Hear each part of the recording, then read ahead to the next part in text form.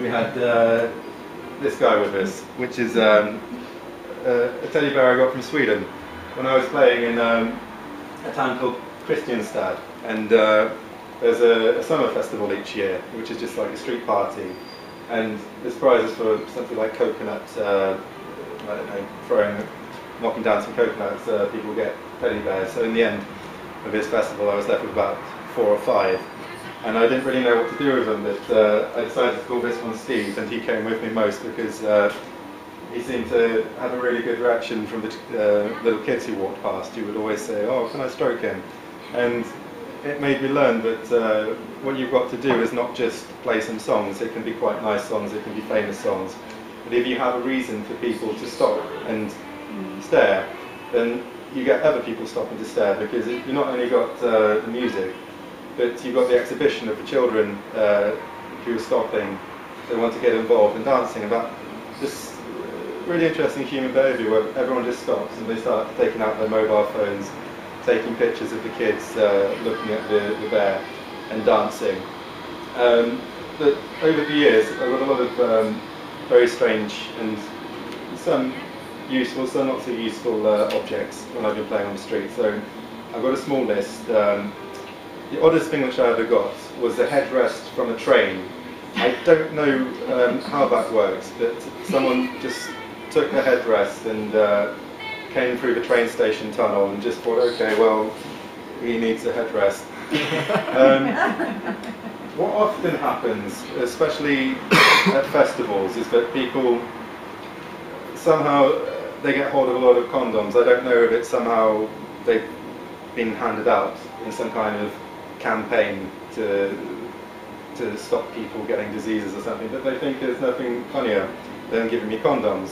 And one year they came in a set. You got condoms and lubricant, so I had both, and I really wasn't sure what they were saying with this gift, because in a positive way you could see it as people saying, "Oh, you're really good as a musician, you're probably going to need these later." Or they might be saying, "Please don't breed, because you really shouldn't have access to people." But the other things which I get quite a lot would be lighters and cigarettes. And what always fascinated me was, after I had the condoms, people come up to me and say, "Could I give you a cigarette for a condom?" And I don't know why they thought that that was the best place to pick them up, but it was probably cheaper than buying them. So I'd end up having a lot of cigarettes, and I don't smoke very much, once in a while. So for me, they just piled up in my case, and people come to me later and say, "Oh, can I buy a cigarette from you?" So it became more of a bartering system sometimes, and I get a bottle of vodka every so often, and I get beers, and people would stop and just say, "What can I give you to get this?" And you'd have to go through a whole system of things. We went through the teddy bears. I would say people start with a joke. They walk past and they take out they look in their pockets. What do they have? They put a mobile phone in there, and often they'll pretend to throw their mobile in to show off to their friends.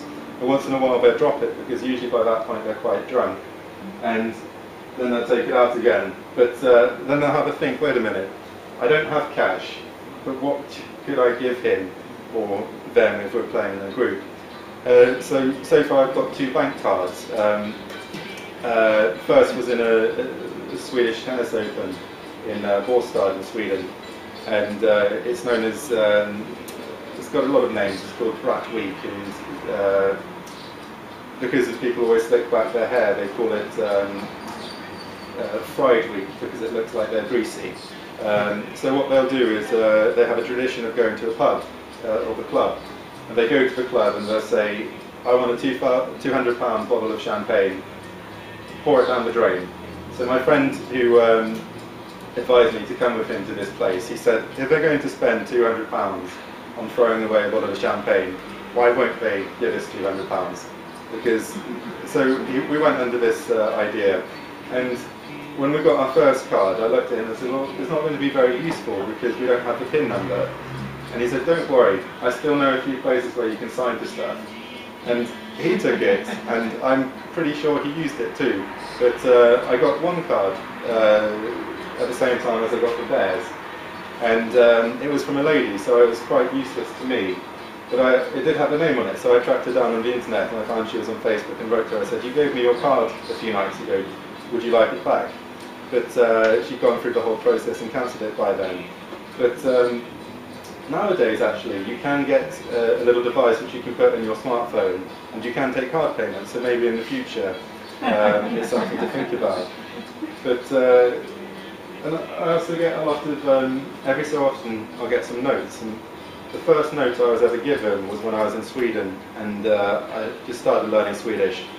And I have a very, I wasn't perfect at Swedish then, I didn't know all the expressions, but they've got an expression which is shit good. And the girl was walking past and she had a little sign and it said, "Det var skitbra." And I just read, "You were shit." And then she put it into my case. And I was very upset by this until I read the rest of it and thought, okay, maybe it's something nice. And she ended up talking to me later and saying, "Oh, I'm so sorry I offended you, blah, blah."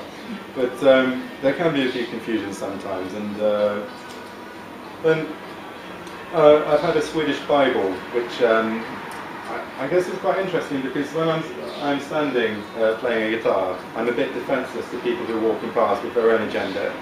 So lots of charity people will try and sign me up. And one time it was very strange. I was in Cheltenham and a lady came up to me and I was playing a song by The Kinks, "Waterloo Sunset." And she stopped me and she said, "Oh, I really love this song. I grew up with this song when I was younger." And she looked at me and she said, "You know, you're about the same age as my daughter."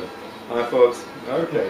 Then I didn't understand why she was telling me. And then she said, "Well,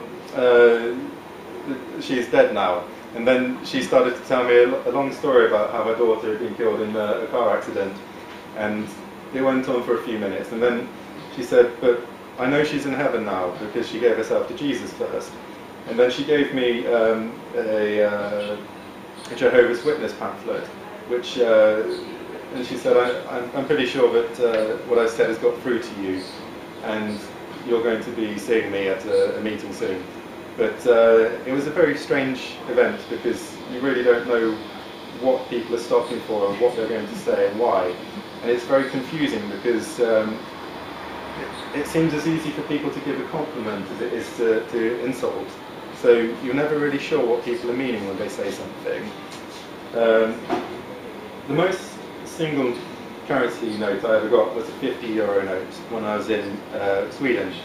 Someone had come from the airport and they must have thought, "I'm not going to change this, I may as well give it to him."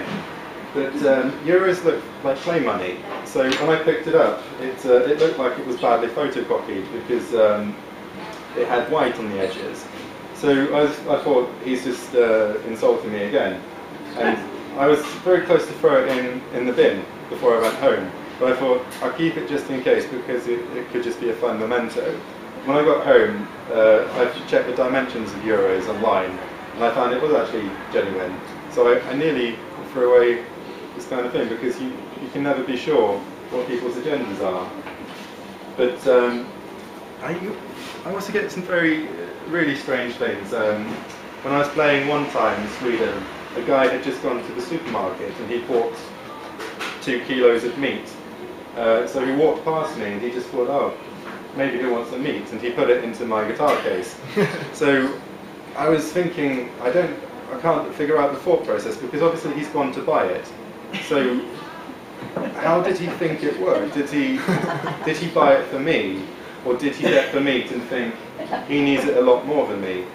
And because I'm vegetarian, it's quite hard to explain to him that I don't want to eat that. So I said to him, "I'm vegetarian, sorry I can't take it." He said, "Oh, but it's good for you." And just went round in a circle where he couldn't understand why I didn't want some wet, slobbery meat in my guitar case. But yeah, there's also very interesting cultural differences between countries because in Sweden people are very polite and in general they don't do anything too rude.